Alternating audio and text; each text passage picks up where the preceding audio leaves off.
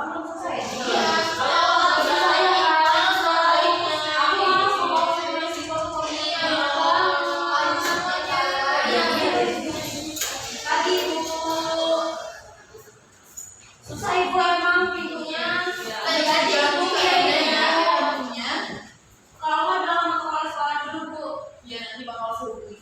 Ya baik Ibu. Assalamualaikum warahmatullahi wabarakatuh. Waalaikumsalam warahmatullahi wabarakatuh. Pagi anak-anak. Pagi Ibu. Oke, gimana kabarnya kalian semuanya? Alhamdulillah. Tadi kalau berpikir itu karena dingin kan Ibu? Karena dingin ya, emang cuacanya lagi Hujan Ibu. musim hujan sekarang ya. Tadi kita berangkat hujan. Iya. Hujan-hujanan Iya. Astagfirullah. Yang Kuyup gara-gara hujan. Lain kali kalau hujan itu dulu nggak apa-apa kok di pelajaran saya perbolehkan telat asalkan alasannya jelas. Baik Ibu. Terima kasih Ibu. Terima kasih. Sebelum kita mulai pembelajarannya, silakan ketua kelas pimpin doa terlebih dahulu ya. Baik Ibu. Baik teman-teman, mari kita berdoa. Berdoa mulai. Berdoa selesai. Selanjutnya saya presentasi terlebih dahulu. Hari ini siapa aja yang tidak hadir? Putri Kalista, Hadir Ibu. Febi Virial, Febi ini Ibu. Iya sih tadi katanya, tapi belum sempat nulis surat. Kalau misalnya surat yang nyusul bagaimana Bu? nggak bisa sih, soalnya dia tidak konfirmasi ke saya terlebih dahulu kecuali dia sudah konfirmasi ke saya terlebih dahulu. Tapi tidak usah ya, nggak usah. Jangan bilang ke Febinya nggak usah kirim surat ya. baik Ibu. Selanjutnya Fadila, selanjutnya Zahra. Zahra itu Bu suratnya. Oh, saya kasih terlebih dahulu ya. Mungkin Mbak Zahra banjir Bu, karena emang ada banjir tempatnya Bu. Oh, Iya. Oh iya, Banjir Mbak Zahra banjir di sini tulis orang tuanya. Selanjutnya Intan hadir. Baik, kita terlihat senang sekali pagi ini ya. Padahal cuaca sedang hujan. Alhamdulillah. Dia semangat Bu belajar Ibu. Masya Allah, itu yang saya tunggu hari ini. Oke, sebelum kita mulai untuk membahas materi kita hari ini, saya mau absensi materi minggu lalu terlebih dahulu.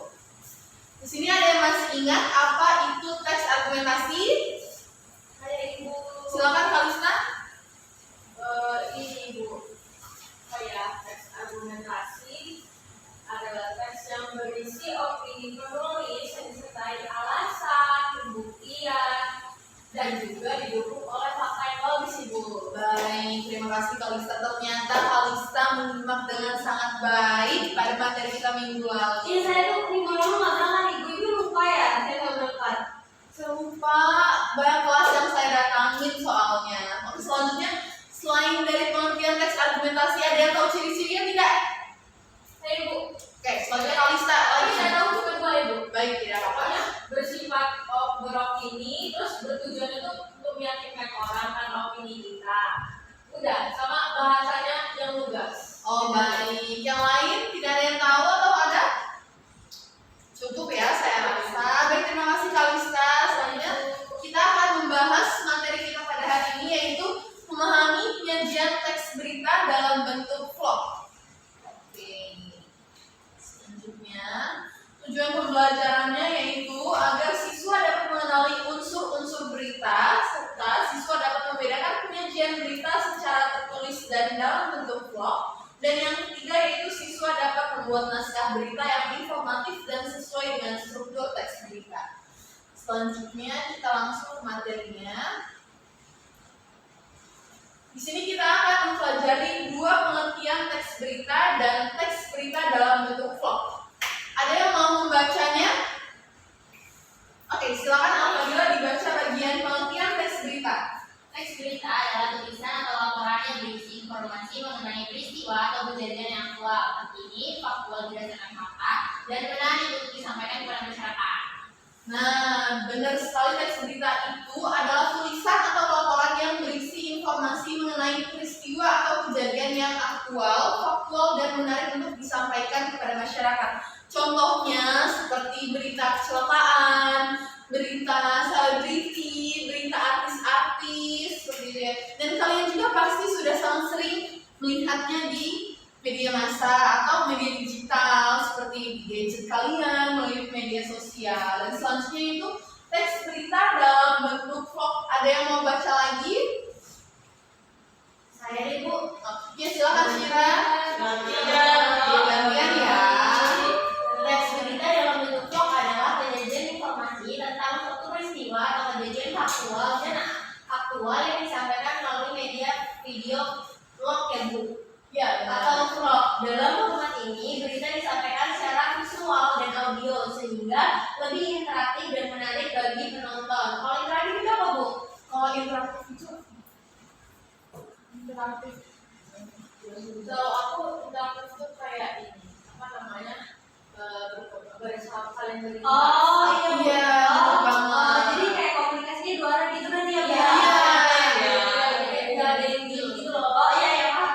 Jadi video log atau vlog ini yang disampaikan teks berita yang disampaikan melalui video log atau vlog ini seperti yang biasa kita temukan di laman YouTube yang biasanya dilakukan, yang biasanya dibuat konten oleh seleb-seleb YouTube. Selanjutnya yaitu unsur-unsur teks berita. Yang pertama ada 5W1H, yang kedua ada fakta, yang ketiga aktualitas, yang keempat objektivitas, yang kelima kejelasan, dan yang keenam yaitu menarik perhatian. Baik. Sekarang Ibu akan menjelaskan 5W1H itu apa. 5W1H itu terdiri atas what atau apa, yang artinya yaitu kita harus mengetahui peristiwa atau kejadian apa yang menjadi fokus pada berita tersebut. Yang kedua yaitu who atau siapa. Kita harus mengetahui saja siapa saja yang terlibat dalam peristiwa berita tersebut. Selanjutnya yaitu where atau di mana. Kita juga harus mengetahui dan kita harus mencantumkan pada berita tersebut lokasi atau tempat terjadinya peristiwa pada kejadian tersebut. Selanjutnya ada when atau kapan. Kita harus mencantumkan waktu terjadinya peristiwa kejadian tersebut. Selanjutnya yaitu why atau mengapa. Kita harus menjelaskan alasan atau latar belakang terjadinya peristiwa kejadian tersebut. Dan yang terakhir ada how atau bagaimana. Kita harus tahu cara atau proses terjadinya peristiwa kejadian tersebut yang ada pada berita yang kita buat. Selanjutnya yaitu unsur yang kedua, fakta. Artinya informasi dalam teks berita itu harus berdasarkan fakta yang dapat diverifikasi kebenarannya. Tidak boleh mengandung opini pribadi penulis atau penyampainya. Baik, selanjutnya apakah murid-murid sudah paham unsur-unsur kedua ini? Ya. Kita lanjutkan. Unsur-unsur yang ketiga yaitu aktualitas. Berita ini harus membahas peristiwa terkini yang masih relevan untuk disampaikan kepada pembaca atau audiens. Baik, pada berita ini kita kalau membuat berita itu nggak boleh, misal kita membuat berita tentang kejadian 1 tahun lalu, sedangkan tahun ini udah 2024 tapi kita buat berita tahun 2023. Udah gampang banget kan? Jadi kita udah nggak relevan lagi untuk dibagiin ke masyarakat luas. Selanjutnya itu objektivitas. Berita yang disampaikan ini kita tuh harus, maaf ya anak-anak, ibu tidak charger dulu laptopnya. Cara ambilkan chargernya bagaimana Ibu? Baik, silakan. Tolong ya Syira. Ya Ibu. Oke, kita lanjutkan saja. Unsur yang keempat yaitu objektivitas. Berita disampaikan secara netral tanpa memihak salah satu pihak. Jadi kita itu harus netral dalam penyampaian berita, tidak boleh menjadi pro, pihak yang pro atau yang kontra. Silakan Syira.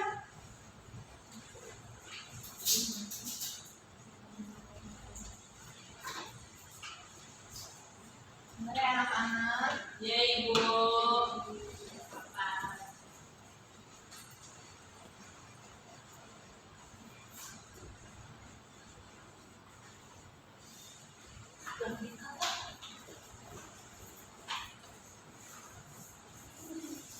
Thank you.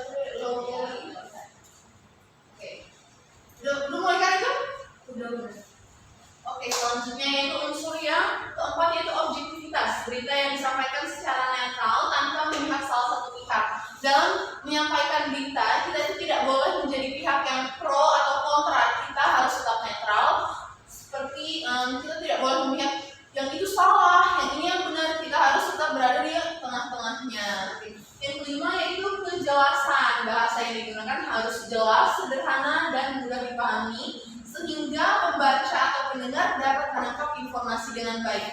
Kan nggak mungkin dalam menyampaikan berita kita menggunakan bahasa yang kasar ataupun bahasa anak-anak Gen Z seperti sekarang. Itu terlalu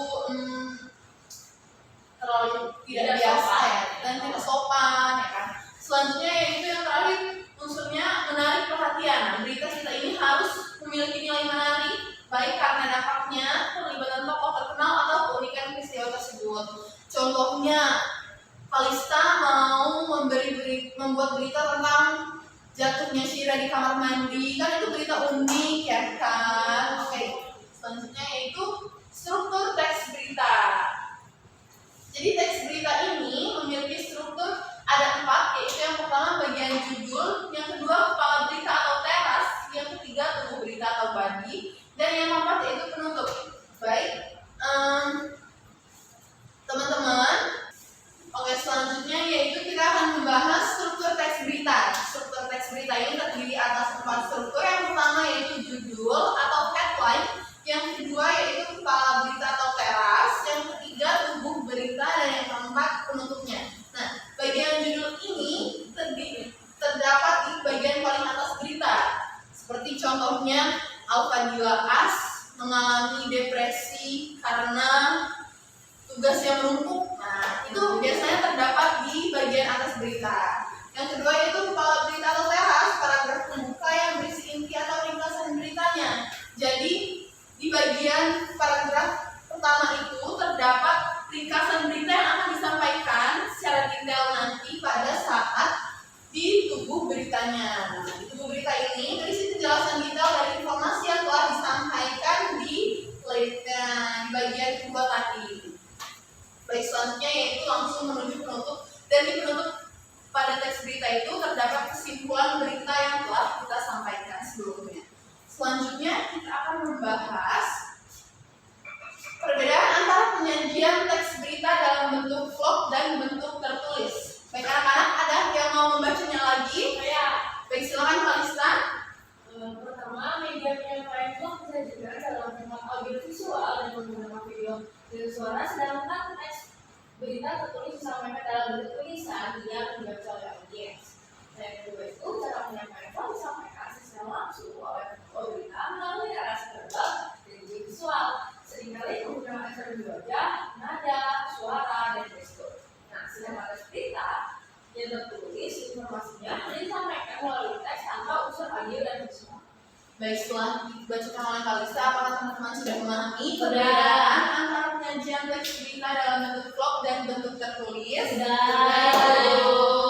Itu artinya apabila kita sudah sampai di materi ini, materi kita pada hari ini sudah selesai. Ada yang dapat merefleksikan materi kita hari ini?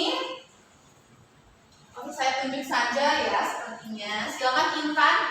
Baik, terima kasih Ibu izin menjawab. Jadi materi yang kita bahas hari ini itu ada unsur teks berita. Itu ada yang pertama itu ada menulis berita, yang kedua itu ada fakta, yang ketiga itu ada aktualitas, yang keempat itu ada objektivitas, dan yang kelima itu kejelasan dan data menarik perhatian. Baik, beri tepuk tangan untuk anak-anak. Saya rasa cukup ya penyampaian refleksi dari teman kita Intan, dan sepertinya kalian sudah sangat lapar menanti-nanti jam istirahat ya. Iya, Ibu. Dan ini juga jam saya sepertinya sudah mau habis 5 menit lagi, jadi mungkin sampai sini saja pembelajaran kita pada hari ini. Saya akhiri. Wassalamualaikum warahmatullahi wabarakatuh.